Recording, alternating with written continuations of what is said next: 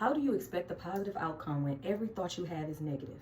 Now, I get it. We're always trying to prepare ourselves for the other shoe to drop. But sometimes the enemy is already expecting for you to think the worst so he can do the worst. See, the enemy knows you, and he knows that if you become strong enough to renew your mind, he can't live there rent-free anymore. Because I was met with disappointment my whole life, I was always in a place of not wanting my energy to be changed, or not wanting my day to be ruined, or if I expect the worst, then I won't be so hurt when the worst comes, right?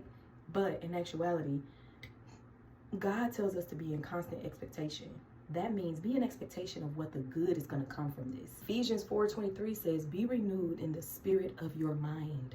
2 Corinthians 4:16, inner self is being renewed day by day. Philippians 4:8, focus on positive and praiseworthy thoughts. Come on, we have to renew our minds every single day.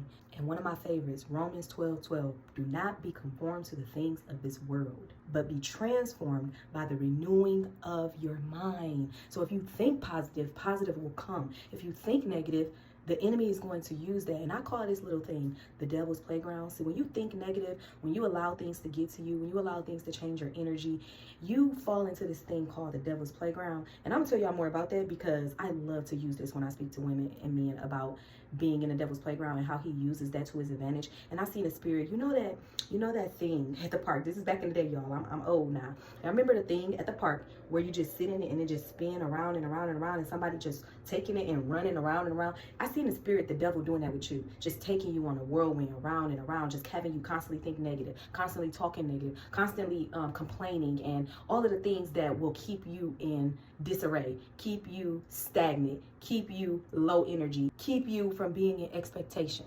I know because I was this person. I will always, and for me, it wasn't that I always liked to think negative or I always was waiting on the other shoe to drop. Because I had been met with disappointment so many times, I never wanted to get my hopes up for a better outcome and then be let down. I dealt with this for a long time, y'all. I'm not saying it because it was easy to let go of, but when I finally did, everything changed. I promise you, I promise you, I promise you, I promise y'all I would not lie.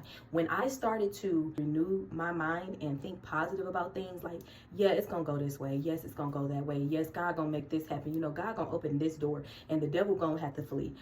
When I changed my mindset and I thought positive about everything, all positivity came to me. I told y'all, God hates when we are complaining. Complaints lead to gossiping, which lead to ruminating, which leads to the devil's playground. When you have a situation that you have and you're constantly complaining about it, calling this person, calling that person, all you're doing is continuing to allow yourself to live in disappointment, literally. Because anything that you constantly worry about, God can't fix it. I told y'all this before. What you worry about the most is what you trust God with the least. So change the way you view things, change the way you think about things, change the way you operate in certain situations. Always look for the positive, always look for the good in the situation. And this is the last thing I'm gonna leave y'all with. I would do this a lot, and my grandma, anytime I call, like I would say, oh, my kids are getting on my nerves. And grandma be like, well, at least they're alive to get on your nerves. It's children in the hospital right now laying there and can't even go home to get on their mama nerves. Oh, that almost brought me to tears. But y'all, I'm telling you, when you bring a positive out of a negative situation, it won't only fix you and fix your perspective, it'll actually give God a chance to show you something new. It'll actually give God a chance to move. You know what I'm saying? God can't move where you staying stagnant at. So yeah, change the way y'all think about things. Change the renewing of your mind. Good night.